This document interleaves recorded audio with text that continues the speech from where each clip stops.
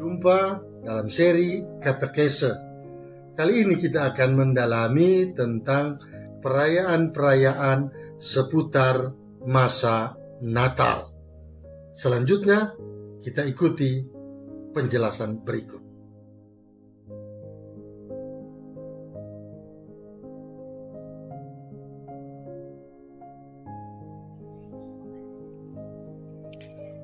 Satu, kandang Natal.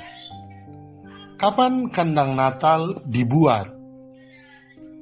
Menurut Direktorium tentang Kesalehan Umat dan Liturgi yang dikeluarkan pada 17 Desember tahun 2001 oleh Kongregasi Ibadat dan Tata Tertib Sakramen nomor 109, dikatakan bahwa waktu yang tepat untuk membuat kandang Natal adalah malam Natal. Namun, jika kandang Natal itu dibuat sebelum Natal, maka perhiasan Natal seperti atribut-atribut patung dan lain-lain itu belum dipasang. Karena itu, tentu menjadi pertanyaan, kalau nanti dibuat sebelum Natal, sebelum malam Natal, sebenarnya kapan waktu yang tepat? Ada usulan, ada yang mengatakan bahwa waktu yang tepat adalah pada saat Minggu Advent ketiga, yang kita kenal dengan sebutan Minggu Gaudete. Alasannya bahwa pada hari Minggu Gaudete itu umat bergembira karena Natal semakin dekat. Dan kegembiraan ini diungkapkan dengan mulai membuat kandang Natal, meskipun kandang Natal itu baru dalam bentuk kerangka. Kemudian muncul pertanyaan lain lagi seputaran kandang Natal adalah, jika sudah selesai perayaan-perayaan Natal, kapan kandang Natal itu harus dibongkar? Ada banyak tradisi kebiasaan di pelbagai tempat. Di Meksiko misalnya, kandang Natal itu dibongkar pada tanggal 2 Februari sebagai perayaan Candlemas atau perayaan Misa Lilin yang menandai berakhirnya musim Epifania. Sedangkan di Amerika Latin, kandang Natal dibongkar pada tanggal 15 Januari pada saat berakhirnya musim liburan di Amerika Latin. Sedangkan kita minimal di Indonesia ini ada kebiasaan bahwa sesuai dengan penanggalan liturgi yang berlaku, kandang Natal itu dibongkar setelah hari Minggu Pembaptisan Tuhan. Kapan kanak-kanak Yesus diletakkan? Perarakan kanak-kanak Yesus bukanlah bagian inti dari liturgi malam Natal. Artinya, perarakan kanak-kanak Yesus tidak harus dilaksanakan. Meskipun perarakan kanak-kanak Yesus adalah praktek kesalehan yang tentu sangat membantu penghayatan iman umat.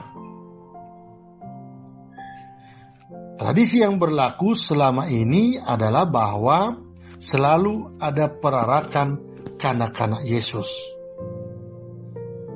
Pada bulan Desember tahun 2020 ini, Komisi Liturgi Keuskupan Manado mengeluarkan satu maklumat yang berisi beberapa hal. Antara lain, dalam maklumat itu dikatakan bahwa lagu pembuka pada misa yang dilaksanakan pada malam Natal, tanggal 24, adalah lagu Natal dan bukan lagi lagu Advent sebagaimana yang selama ini dipraktekkan. Dalam maklumat itu juga dicantumkan bahwa perarakan patung kanak-kanak Yesus dilaksanakan pada saat perarakan masuk yang didahului dengan nyanyian maklumat tentang kelahiran Yesus. Dengan demikian maka kanak-kanak Yesus itu diletakkan setelah perarakan masuk. Kemudian, kapan patung tiga raja diletakkan di depan kanak-kanak Yesus? Dalam kitab suci tidak ditulis dengan jelas kapan tiga raja itu mengunjungi Yesus. Tiga raja tidak langsung datang mengunjungi setelah Yesus lahir seperti para gembala. Kalau para gembala setelah Yesus lahir, mereka mendapat berita dari malaikat, maka mereka langsung pergi. Tapi tiga raja, mereka tidak langsung datang. Para raja nanti datang mengunjungi Yesus setelah lewat 40 hari. Itu pun tidak jelas kapan mereka datang. Dalam Injil Matius bab 2 ayat 11 dikatakan di sana bahwa ketika tiga raja datang mengunjungi Yesus, Yesus sudah berada di rumah. Jadi tidak lagi berada di kandang. Dan pada waktu itu Yesus ada bersama-sama dengan Maria. Nah, berdasarkan penjelasan ini, maka seharusnya patung tiga raja belum diletakkan sejak malam Natal. Selama ini yang dibuat oleh umat bahwa ketika kandang Natal selesai, maka semua atribut-atribut Natal, patung-patung, termasuk patung tiga raja ini sudah langsung diletakkan. Padahal seharusnya patung tiga raja nanti diletakkan pada saat hari Minggu Epifani atau hari Minggu Penampakan Tuhan, atau yang juga kita sebut Pesta Tiga Raja. Itulah saat yang tepat patung tiga raja diletakkan. Sesudah merayakan perayaan Natal, kita merayakan apa yang disebut dengan Pesta Keluarga Kudus. Perayaan ini dimaksudkan untuk menghormati Yesus, Maria, dan Yosef. Perayaan Pesta Keluarga Kudus ditetapkan oleh Paus Leo ke-13 pada tahun 1893. Awalnya, perayaan Pesta Keluarga Kudus ini dirayakan pada hari Minggu antara tanggal 7 sampai dengan 13 Januari. Tetapi sejak tahun 1969, perayaan Pesta Keluarga Kudus mulai dirayakan pada hari Minggu antara Natal dan Tahun Baru. Tetapi jika antara Natal dan Tahun Baru tidak ada hari Minggu, maka perayaan Pesta Keluarga Kudus dirayakan pada hari Jumat sebelum tanggal 30 Desember. Keluarga Yesus, Maria, dan Yosef disebut kudus pertama-tama bukan karena kekudusan bayi Yesus saja, melainkan karena kesetiaan dan ketaatan Yesus, Maria, dan Yosef pada kehendak Allah, biarpun dalam keadaan sulit. Kita bisa baca pada Injil Matius bab 2 ayat 13 sampai 15, perikop penyingkiran ke Mesir. Bagaimana keluarga ini di tengah malam harus menyingkir. Juga dalam Injil Lukas bab 2 ayat 41 sampai 52, Di sana diceritakan Yesus pada umur 12 tahun dalam bait Allah. Bagaimana Maria dan Yosef yang mengalami kesulitan karena Yesus tidak berada bersama mereka. Nah, inilah sebenarnya yang dimaksudkan dengan keluarga kudus. Keluarga Yesus, Maria, dan Yosef bukanlah keluarga yang tanpa masalah. Tentu sebagai manusia, mereka mempunyai, menghadapi pelbagai masalah. Tetapi keluarga ini selalu bersatu dalam kasih.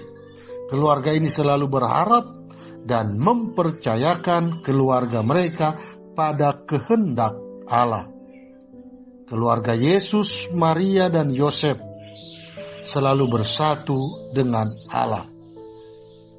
Yosef dan Maria dikatakan dalam Injil Lukas ayat 51 sampai 52 dalam bab 2 tadi, bahwa mereka mendidik Yesus dengan penuh kasih. Maka menjadi pertanyaan bagi kita semua, bagaimana dengan keluarga kita?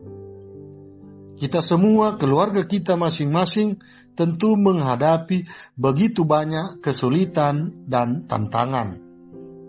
Ada kesulitan ekonomi, apalagi saat-saat sekarang ini, di mana kesulitan dalam bidang ekonomi sungguh-sungguh terasa karena pandemi COVID-19.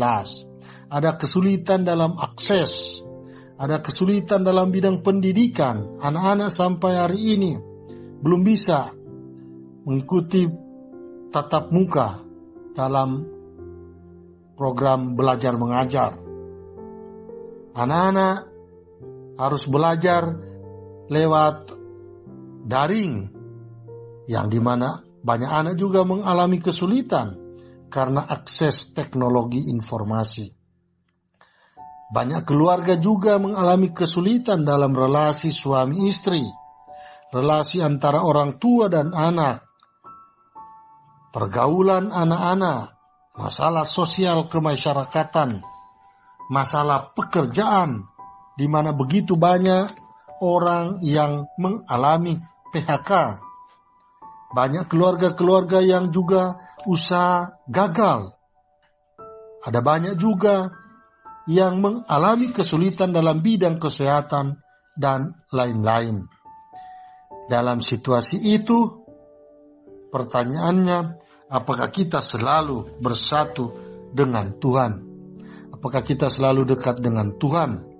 Apakah kita tetap hidup dalam suasana cinta kasih? Apakah kita selalu berpasrah kepada Tuhan? Apakah kita selalu setia dalam doa? Inilah yang dipraktikkan oleh keluarga kudus di Nazaret. Mereka di tengah-tengah kesulitan, tetapi tidak pernah terpisah dari Tuhan.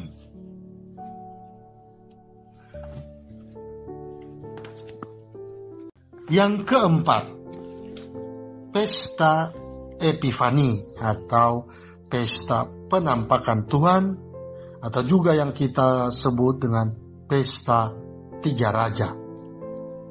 Epifani berarti merayakan pernyataan martabat ilahi Yesus sebagai putra Allah.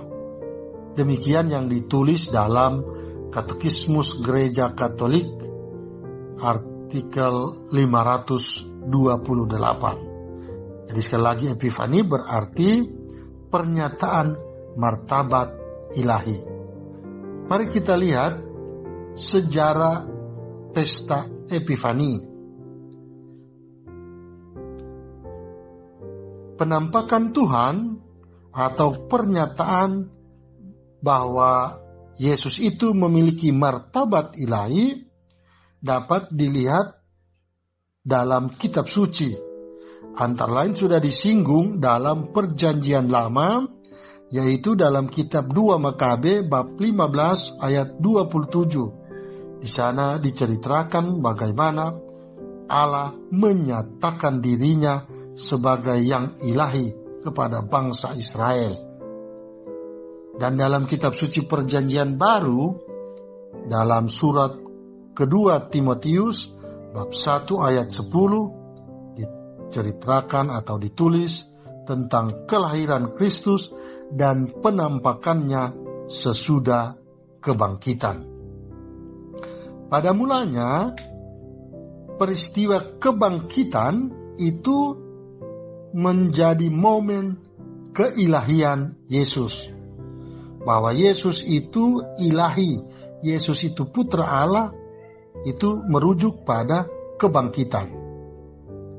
Namun, penginjil Markus, dia mengalihkan, bukan menunjuk pada kebangkitan, tetapi bagi Markus, keilahian Yesus merujuk pada pembaptisan Yesus. Alasan dari penginjil Markus bahwa pada waktu Yesus dibaptis, sesudah Yesus dibaptis, terdengarlah suara dari langit, "Engkaulah anakku yang kukasihi, kepadamulah aku berkenan." Bisa kita baca dari Injil Markus bab 1 ayat 11. Berbeda dengan Markus, penginjil Matius dan Lukas melihat momen keilahian Yesus dari pembaptisan yang oleh Markus dianggap sebagai momen keilahian ke kelahiran Yesus. Jadi sekali lagi, kalau Yohanes itu merujuk pada kebangkitan, Markus merujuk pada pembaptisan, tetapi Matius dan Lukas melihat peristiwa kelahiran Yesus sebagai momen keilahian. Karena menurut sejarah, karena perayaan Natal dirayakan sudah terpisah dari pesta penampakan Tuhan, maka untuk tetap mempertahankan pesta penampakan Tuhan, maka pesta ini yang oleh Matius dan Lukas menunjuk pada kelahiran, sekarang dirujuk pada peristiwa kunjungan para Majus. Hal ini nampak dalam persembahan dupa yang dibakar sebagai lambang keilahian Yesus. Inilah yang boleh bilang perkembangan sehingga muncullah penetapan tentang pesta penampakan. Menurut Yohanes, momen penampakan atau keilahian Yesus adalah peristiwa perkawinan di Kana, di mana mujizat air menjadi anggur. Pada saat itulah menurut Yohanes nampak keilahian Yesus. Dari catatan sejarah abad keempat dikatakan bahwa pada mulanya pesta Epifani dimaksudkan untuk merayakan 4 peristiwa, yaitu kelahiran Yesus, pembaptisan Yesus, kunjungan orang Majus, dan mujizat di Kana. Namun, sejak tahun 336, waktu itu gereja tinggal merayakan 3 perayaan untuk mengingatkan tentang penampakan Yesus sendiri, yaitu pembaptisan Yesus, kunjungan orang Majus, dan mujizat di Kana. Pada tahun 1955, Paus Pius ke-12 mengadakan perombakan liturgi dan menetapkan secara resmi bahwa perayaan pesta Epifani merujuk pada kunjungan orang Majus. Perayaan pesta 3 raja menjadi perayaan Epifani. Perayaan Pesta Tiga Raja ini sebenarnya mau mengungkapkan dua hal. Yang pertama, tentang keilahian Yesus sebagai Putra Allah. Kita ingat bahwa Yesus itu mempunyai dua kodrat. Yesus sebagai manusia dan Yesus sebagai Putra Allah. Yang kedua, Pesta Tiga Raja juga mau mengungkapkan bahwa manusia menanggapi dengan penuh iman tentang kehadiran Yesus sebagai penyelamat. Dan itu diwakili oleh tiga raja. Jadi sekali lagi, tiga raja ini mewakili seluruh umat manusia yang mengakui tentang keilahian Yesus. Yang kelima, tentang tiga raja. Injil Matius bab 2 ayat 1 sampai 12 menceritakan tentang orang Majus. Tetapi dalam Injil itu tidak disebut nama dan asal mereka. Origenes, seorang bapak gereja yang meninggal pada tahun 254, adalah orang pertama yang secara jelas menyebut bahwa tiga raja itu adalah Kaspar, Melkior, dan Baltasar. Tradisi menyebut bahwa ketiga raja ini adalah ahli astronomi atau ahli ilmu perbintangan. Tentang asal mereka ada banyak versi. Namun secara tradisional mereka dianggap adalah raja-raja yang mewakili tiga benua. Ketiga raja itu adalah Melkior, dilukiskan sebagai seorang raja yang sudah tua dan berambut putih dan berjenggot panjang. Dia dianggap mewakili bangsa-bangsa dari benua Eropa dan dia mempersembahkan emas. Yang kedua adalah Kaspar, dilukiskan sebagai seorang raja yang masih muda, tidak berjenggot, dan berbintik-bintik kemerahan. Dia dianggap mewakili benua Asia. Kaspar mempersembahkan kemenyan. Sedangkan raja yang ketiga adalah Baltasar. Dilukiskan bahwa Baltasar adalah seorang raja yang berkulit hitam dan berjenggot lebat. Ia mewakili benua Afrika. Dan Baltasar mempersembahkan mur. Adapun makna persembahan dari tiga raja ini adalah sebagai berikut.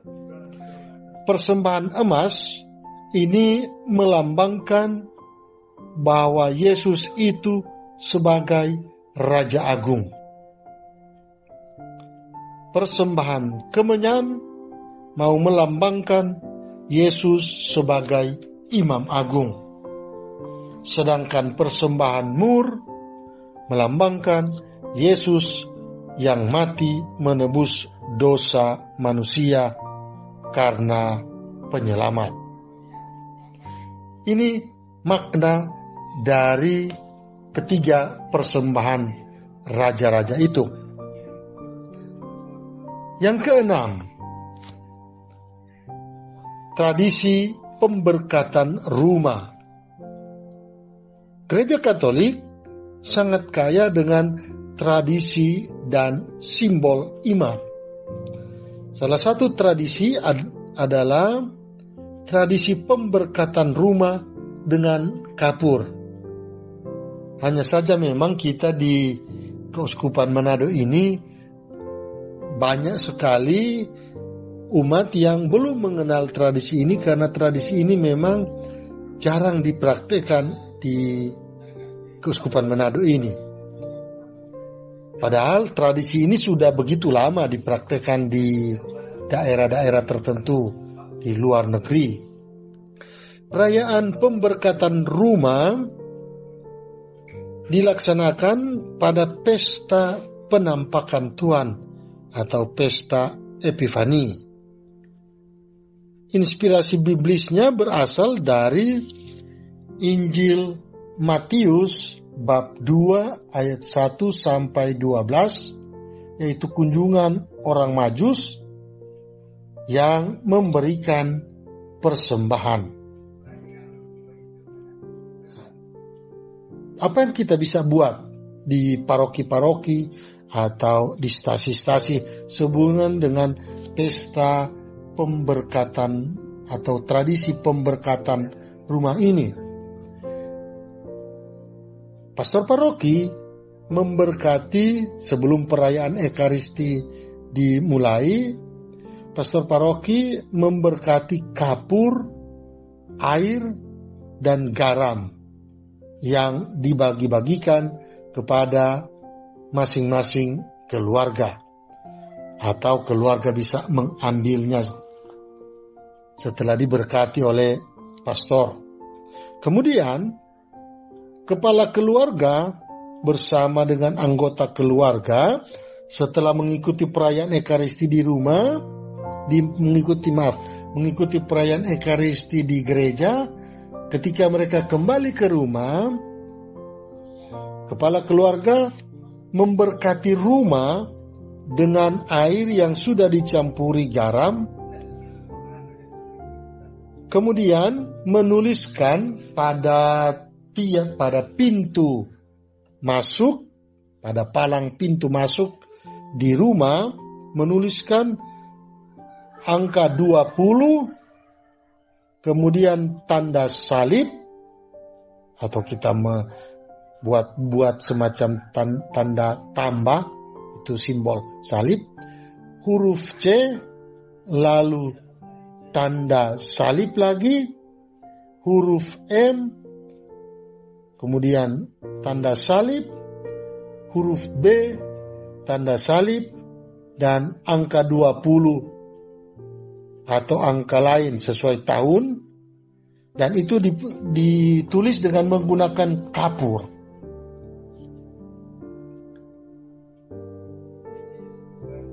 Angka-angka yang dipakai berdasarkan tahun yang berlaku pada waktu itu. Jadi kalau satu tahun lalu, tahun 2020, maka di bagian awal 20, di bagian akhir 20. Kalau tahun ini tahun 2021, maka di bagian awal angka 20, di bagian akhir 21. Sedangkan di tengah adalah huruf pertama dari nama raja-raja, C, M, dan B. Huruf C, M, dan B yang kita tuliskan pada palang di pintu masuk itu adalah singkatan dari nama raja-raja, yaitu C, Kaspar, M, Melkior, dan B, Baltasar. Selain mengungkapkan nama ketiga raja itu, huruf C, M, B itu juga sebenarnya mau mengungkapkan satu kalimat yang bagus, yaitu Christus mansionem benedicate. Jadi sekali lagi, huruf C itu Kristus, M itu mansionem, B itu benedicate. Jadi membentuk kalimat Christus mansionem benedicate, yang artinya Kristus berkatilah rumah kami. Sementara kepala keluarga, bapak keluarga menuliskan tulisan-tulisan tadi, Anggota keluarga yang lain juga bersamaan mengucapkan, semoga Kristus memberkati rumah kami. Jadi sekali lagi, kalau Bapak dia menuliskan angka dan huruf-huruf pada palang pintu pintu masuk, anggota keluarga yang lain juga mengucapkan, semoga Kristus memberkati rumah kami. Apa makna dari ritus yang pemberkatan rumah dengan kapur itu? Maknanya adalah pertama, agar kita yang masuk keluar rumah melalui pintu itu selalu ingat bagaimana sikap dari orang-orang Majus yang memiliki kerendahan hati dan memberikan rasa hormat yang mendalam kepada Yesus. Kita juga diminta untuk selalu meminta perlindungan Tuhan untuk rumah dan keluarga kita. Jadi itu maksudnya. Yang kedua, sebagai tanda komitmen keluarga kita untuk selalu menyambut Kristus dalam seluruh keluarga, dalam suka dan dalam duka sepanjang tahun yang berlaku itu. Rumus dari upacara pemberkatan rumah dengan kapur, kalau di gereja itu yang pastor akan mengatakan, pertolongan kita dalam nama Tuhan, lalu umat akan menjawab, yang menjadikan langit dan bumi. Lalu imam melanjutkan lagi, Tuhan sertamu, dan dijawab oleh umat, dan sertamu juga. Sesudah itu pastor akan berdoa. Doanya seperti ini. Ya Tuhan, berkatilah kapur tulis ini, sehingga dapat dipergunakan sebagai sarana keselamatan bagi umat-Mu. Semoga melalui pertolongan nama-Mu yang kudus, Kristus berkenan memberkati rumah umat-Mu yang dengan penuh iman menandai pintu rumahnya dengan menggunakan kapur ini. Kiranya melalui perantaraan orang kudus-Mu, Kaspar, Melkior, dan Baltasar, umat-Mu memperoleh perlindungan, kesehatan, dan kesejahteraan, baik jiwa maupun raganya. Dengan pengantaran Kristus Tuhan kami. Amin. Sesudah doa, imam akan mereciki kapur dengan air suci. Di rumah, kepala keluarga pada saat menulis angka 20 dan huruf-huruf C, M, B, dan di bagian akhir 20 atau 21, sementara dia menulis angka-angka itu, dia mengucapkan doa juga. Doanya seperti ini. 3 orang Majus, Kaspar, Melkior, dan Baltasar, mengikuti bintang menuju anak Allah yang menjadi manusia 2000 tahun yang lalu. Semoga Kristus memberkati rumah kami dan senantiasa bersama kami sepanjang tahun ini. Amin. Berkatilah ya Tuhan rumah umat-Mu, sehingga di dalamnya terdapat kesehatan, kemurnian, keteguhan, kerendahan hati, kebaikan dan keramahan, ketaatan dan ketakwaan kepada perintah-Mu, serta ucapan syukur senantiasa dilambungkan kepadamu, Allah Tritunggal Maha Kudus, Bapa, Putra, dan Roh Kudus.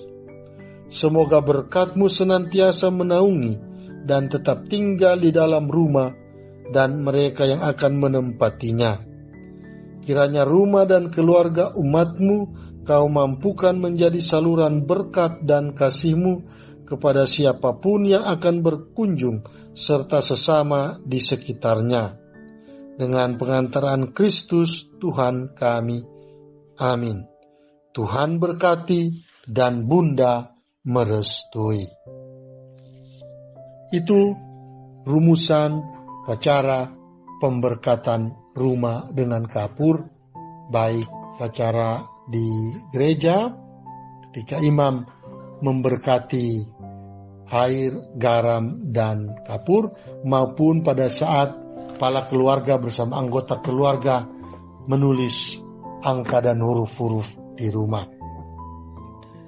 Selanjutnya yang ke-8 adalah Hari Anak Misioner. Hari Anak Misioner ditetapkan oleh Paus Pius ke-12 pada tahun 1950 dan dirayakan pada saat pesta penampakan Tuhan. Bagaimana latar belakang dari Hari Anak Misioner ini? Hari Anak Misioner ini berasal dari Serikat Kerasulan Anak Misioner yang didirikan oleh Uskup Charles Auguste Marie de Forbin Johnson, Uskup Nancy di Prancis. Uskup Forbin ini sangat prihatin dengan anak-anak yang banyak menderita. Anak-anak yang haus akan kasih sayang dan haus akan pembinaan yang memadai. Maka pada tanggal 3 Mei 1922, Paus Pius ke-11 mengesahkan berdirinya Serikat Kepausan Anak-anak Misioner. Kelompok ini, kelompok Serikat Kepausan Anak-anak Misioner atau yang sekarang kita kenal dengan SEKAMI, memiliki moto Children Helping Children, anak-anak menolong anak-anak, dan mereka memiliki semangat yang luar biasa. Semangat mereka adalah doa, derma, kurban, dan kesaksian. 2D, 2K. Nilai-nilai misioner yang mau dicapai oleh kelompok Serikat Kepausan Anak-anak Misioner ini adalah: pertama, kepekaan hati untuk misi sejagat. Anak-anak mulai dilatih untuk memiliki semangat, memiliki hati yang misioner. Yang kedua, penghargaan terhadap hak dan martabat anak. Apa hak dan martabat anak? Hak dan martabat anak adalah cinta, pendidikan, dan pengembangan potensi. Nilai misioner yang ketiga yang mau dicapai dalam kelompok ini adalah sikap solider terhadap yang lain. Dalam kelompok ini memang sejak dari kecil mereka mulai dibina untuk mengembangkan, memiliki semangat solidaritas. Karena itu mereka memiliki moto Children Helping Children. Dan bantuan bagi anak-anak itu mereka wujudkan lewat doa, derma, kurban, dan kesaksian. Yang ke-9, pembaptisan Tuhan. Perayaan pesta pembaptisan Tuhan ini mengakhiri seluruh rangkaian masa Natal. Perayaan pesta pembaptisan Tuhan dilaksanakan pada hari Minggu setelah Epifani, sebelum tanggal 13 Januari. Tetapi jika hari raya penampakan Tuhan atau Epifani jatuh pada tanggal 7 atau 8 Januari, itu berarti hari Minggu berikutnya 7 atau 8 ditambah 7 sudah melebihi 13. Maka kalau begitu pesta pembaptisan Tuhan dirayakan pada hari Senin setelah hari raya penampakan Tuhan. Karena kalau dirayakan nanti pada hari Minggu, itu sudah lewat tanggal 13. Sedangkan aturannya perayaan pembaptisan Tuhan tidak boleh dirayakan lewat dari tanggal 13. Maka itu dimajukan, yaitu pada hari Senin setelah perayaan penampakan Tuhan. Pada tahun 1955, Paus Pius ke-12 menetapkan bahwa pesta pembaptisan Tuhan ini sebagai perayaan tersendiri. Karena sebelumnya perayaan pesta pembaptisan Tuhan dirayakan bersama-sama dengan hari raya penampakan Tuhan. Sedangkan Paus Yohanes ke-23 menetapkan bahwa pesta pembaptisan Tuhan sebagai pesta kelas 2. Dan Paus Paulus VI menetapkan tanggal perayaannya, yaitu hari Minggu pertama setelah tanggal 6 Januari. Sedangkan Paus Yohanes Paulus II, dia memulai kebiasaan baru, yaitu bahwa pada setiap pesta ini diadakan pembaptisan anak di Kapel Sistina. Kapel Sistina adalah kapel pribadi dari Paulus. Apa maksud perayaan pesta pembaptisan Tuhan? Perayaan pesta pembaptisan Tuhan adalah peristiwa, boleh dikata semacam pelantikan Yesus sebagai Putra Allah. Dalam Injil Markus bab 1 ayat 11 dikatakan bahwa pada saat Yesus dibaptis, terdengarlah suara dari langit, "Engkaulah anakku yang kukasihi, kepadamulah aku berkenan." Selain sebagai peristiwa pelantikan Yesus sebagai Putra Allah, peristiwa pembaptisan Tuhan juga bermakna sebagai pengutusan dan permulaan karya penyelamatan. Setelah dibaptis, Yesus mulai melaksanakan karya perutusannya. Makna berikut dari pesta pembaptisan Tuhan adalah tanda solidaritas Yesus dengan manusia yang berdosa.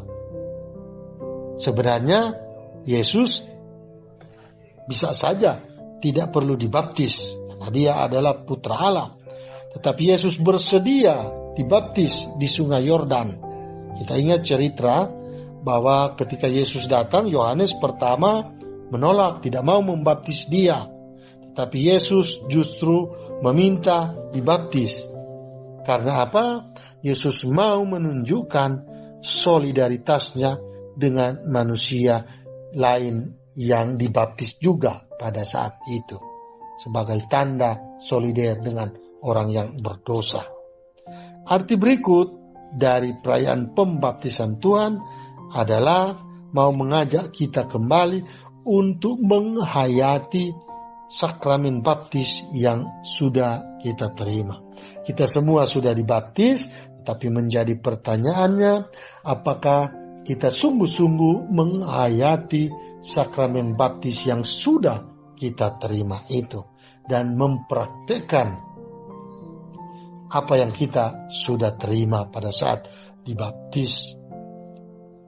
Yang ke-10,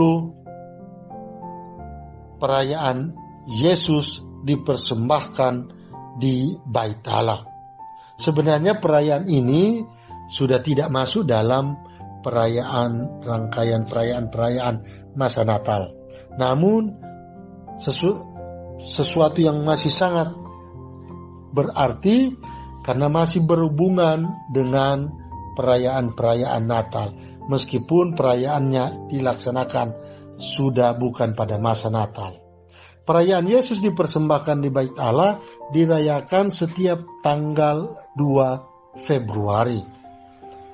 Dalam tradisi Yahudi berlaku aturan bahwa 40 hari setelah dilahirkan, anak laki-laki sulung harus dibawa ke Bait Allah dan dipersembahkan kepada Allah, dan dia menjadi milik Allah. Bisa kita lihat dalam kitab Keluaran bab 13 ayat 2. Pada saat itu juga diadakan upacara pemurnian bagi wanita yang baru melahirkan karena masih dianggap najis. Jadi pada saat itu juga menjadi upacara pemurnian bagi Santa Perawan Maria yang baru melahirkan Yesus. Dan dalam rangka perayaan itu, kebiasaan itu, dalam orang-orang Yahudi ada kebiasaan bahwa keluarga-keluarga yang membawa anaknya dipersembahkan di Bait Allah dan diadakan upacara pemurnian, itu harus memberikan barang tebusan, yaitu 5 shikal perak atau kurang lebih 5 gram perak. Tetapi hal ini bisa diganti. Kalau orang kaya bisa menggantinya dengan domba. Sedangkan orang miskin seperti yang dialami oleh Yosef dan Maria menggantinya dengan 2 ekor merpati dan 2 ekor burung tekukur. Bisa baca dalam kitab Imamat bab 12 ayat 2 sampai 8. Di Bait Allah itulah Yesus disambut oleh Simeon dan Hana. Simeon ketika melihat Yesus, dia langsung menatang Yesus dan berkata bahwa Yesus akan menjadi terang bagi bangsa-bangsa. Hal ini kita bisa baca dalam Kidung Simeon di Lukas bab 2 ayat 32. Kata-kata Simeon inilah, yaitu terang bagi bangsa-bangsa, yang kemudian menjadi inspirasi munculnya praktek pemberkatan dan perarakan lilin pada setiap tanggal 2 Februari. Tradisi ini, tradisi pemberkatan dan perarakan lilin, juga belum biasa dipraktekkan di umat Katolik, sekurang-kurangnya di Keuskupan Manado. Tapi baguslah bahwa di tahun-tahun yang akan datang kebiasaan ini mulai dipraktekkan.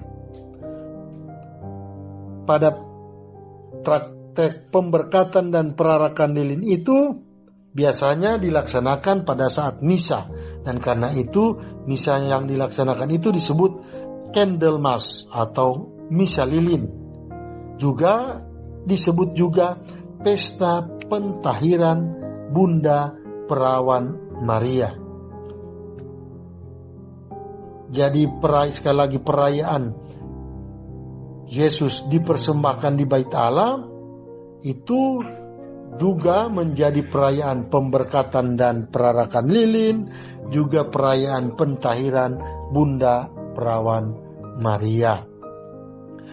Pada perayaan itu ada pemberkatan dan perarakan lilin, itu diharapkan pada hari itu, pada setiap tanggal 2 Februari ketika umat datang masuk gereja, umat diharapkan membawa lilin-lilin yang akan dipakai di rumah untuk dipakai waktu ibadat, atau bisa juga untuk doa. Dan lilin-lilin yang dipakai itu untuk 1 tahun punya. Demikian juga di gereja diharapkan kostor itu sudah mempersiapkan lilin-lilin yang akan dipakai selama 1 tahun dalam rangka perayaan-perayaan liturgi atau perayaan-perayaan ibadat lain sepanjang 1 tahun yang dilaksanakan di gereja. Dan lilin-lilin itu kemudian diberkati oleh imam. Lalu kemudian setelah imam memberkati lilin, baik lilin yang akan dipakai di gereja maupun lilin yang akan dipakai di rumah, imam memasang 1 buah lilin, lalu kemudian imam itu memasang lilin-lilin dari umat yang lain, dan selanjutnya umat saling memasang lilinnya. Setelah semua lilin umat sudah dipasang, lalu mulailah diadakan perarakan untuk masuk di dalam gereja.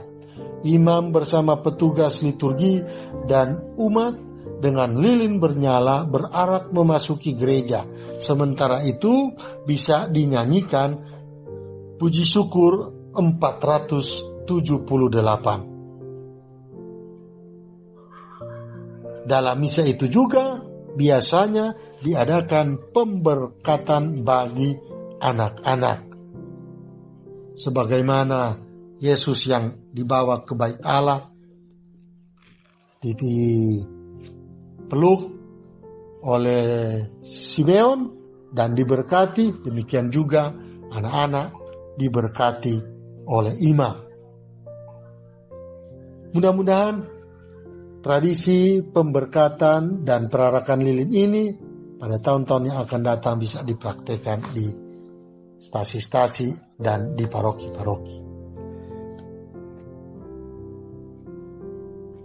Yang ke-11 adalah perayaan pesta nama Yesus. Di kitab suci ditulis bahwa sesudah 8 hari dilahirkan, Yesus disunat dan diberi nama Yesus, sesuai nama yang dikatakan oleh malaikat. Bisa kita baca dalam Injil Lukas bab 2 ayat 21 atau juga Matius bab 1 ayat 21. Perayaan pesta nama Yesus ini dirayakan setiap tanggal 3 Januari. Namun dapat dimajukan tanggal 2 Januari jika hari Minggu pertama pada bulan Januari itu jatuh pada tanggal 1 atau tanggal 6 atau tanggal 7 Januari. Bulan Januari ditetapkan juga sebagai bulan devosi nama Yesus. Boleh bandingkan pada bulan Oktober ditetapkan sebagai bulan devosi Rosario.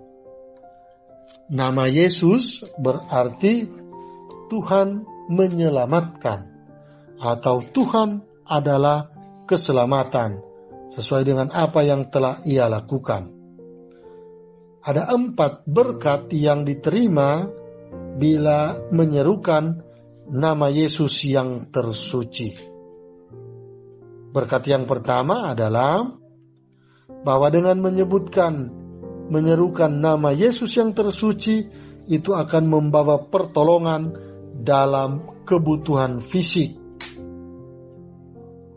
atau penyembuhan. Banyak peristiwa-peristiwa penyembuhan dalam kitab suci. Atau juga misalnya peristiwa kemenangan tentara Romawi atas Turki dalam pertempuran di Belgrade tahun 1456. Tentara-tentara Romawi menang karena apa? Karena mereka sebelum berperang mereka menyerukan nama Yesus yang tersuci. Berkat yang kedua dengan menyerukan nama Yesus yang tersuci adalah pertolongan dalam pencobaan rohani. Dalam Kisah Para Rasul bab 2 ayat 21 dikatakan bahwa orang yang sembuh itu diselamatkan dan dosanya diampuni. Berkat yang ketiga ketika menyerukan nama Yesus yang tersuci adalah bahwa orang yang menyerukan itu dilindungi dari setan dan pencobaan-pencobaannya. Bisa dilihat dalam Injil Matius bab 8 ayat 28 sampai 34. Berkat yang keempat adalah menerima setiap rahmat dan berkat melalui nama Yesus yang tersuci. Santo Bernardinus dari Siena dan Santo Yohanes dari Capistrano yang merupakan murid dari Bernardinus menyebarluaskan satu devosi kepada nama Yesus yang tersuci.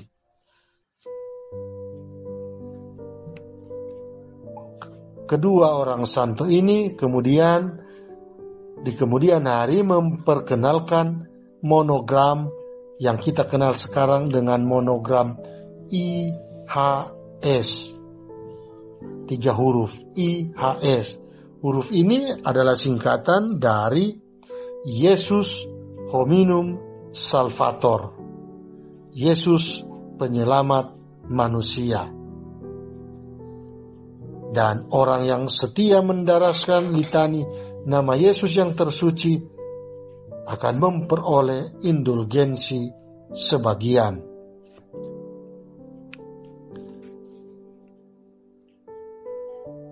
Tradisi ini diharapkan dapat dihidupkan kembali dalam keluarga Katolik, yaitu devosi kepada nama Yesus yang tersuci. Dan bisa juga dihidupkan kembali kebiasaan pemberian nama.